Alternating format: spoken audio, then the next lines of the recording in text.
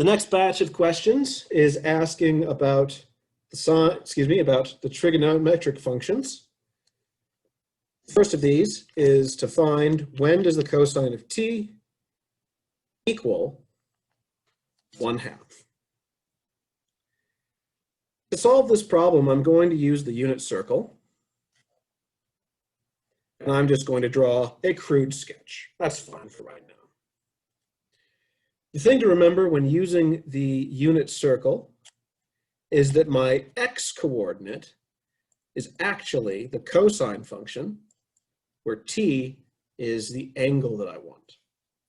And similarly, the y-coordinate is the sine function. I want to solve for the cosine of t equals 1/2.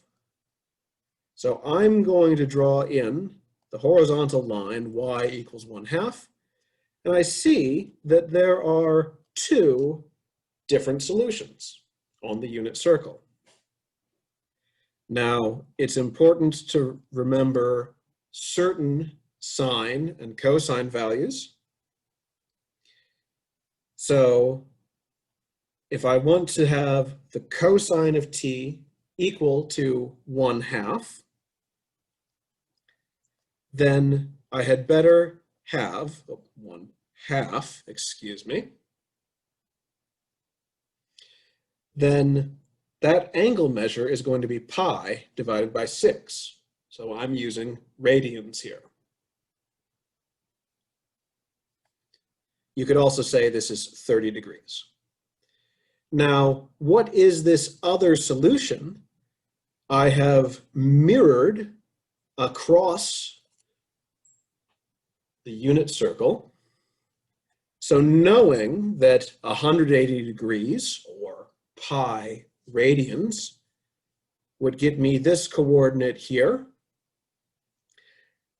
it looks as though I have subtracted off an angle of pi divided by 6 from pi radians. So that should tell me that cosine of pi minus pi divided by 6 is also equal to 1/2. And this actually simplifies to 5 pi divided by 6. So here are two different solutions. When I go to write my answer, I can say that t equals pi divided by 6, or I can say that t equals 5 pi divided by 6. However, these are not the only solutions, because as a function, cosine of t repeats itself. It's a periodic function. It has that nice wave form. So we will get the same values for the cosine function once every full rotation of the circle, or in this case, once every 2 times pi radians. And I'll use the variable n to stand for a whole number. So to solve a problem like this, where I'm asking for all possible t values, I'm going to say t belongs to one of these two different formulas. Either t equals pi divided by 6 plus some multiple of 2 pi. Again, this is a whole number. Or t equals 5 pi divided by 6, again, plus a multiple of 2 pi. So let's look at the tangent function next. I want tangent of t equals 1. Now I need to redraw my unit circle, which is fine because I did a mess of that last one. The tangent function is really sine of t divided by the cosine of t. So this is saying sine of t divided by cosine of t equals 1. Or another way you can think about that is that sine of t equals the cosine function. Okay, right? This is just multiplying through. But on the unit circle, the sine function is represented by my y coordinate. The cosine function is represented by my x coordinate. So this is telling me I want to find the position on the circle where x equals y. That's just the formula for a line, and I can draw that in.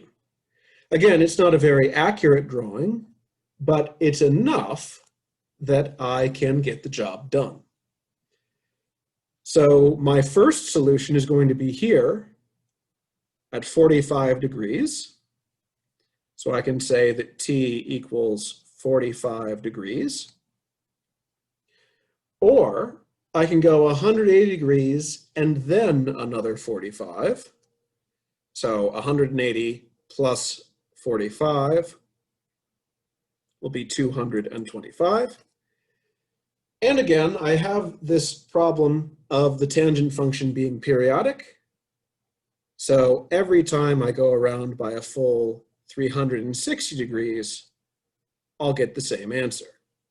So to fully solve this problem, t either belongs to one of these two formulas. T could be 45 degrees plus 360 degrees times a whole number n, or t could be 225 degrees plus 360 degrees n.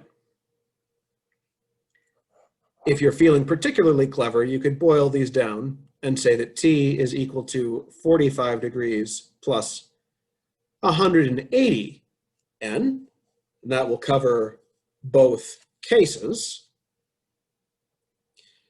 But I wanted to tie the logic of this problem into the previous as well.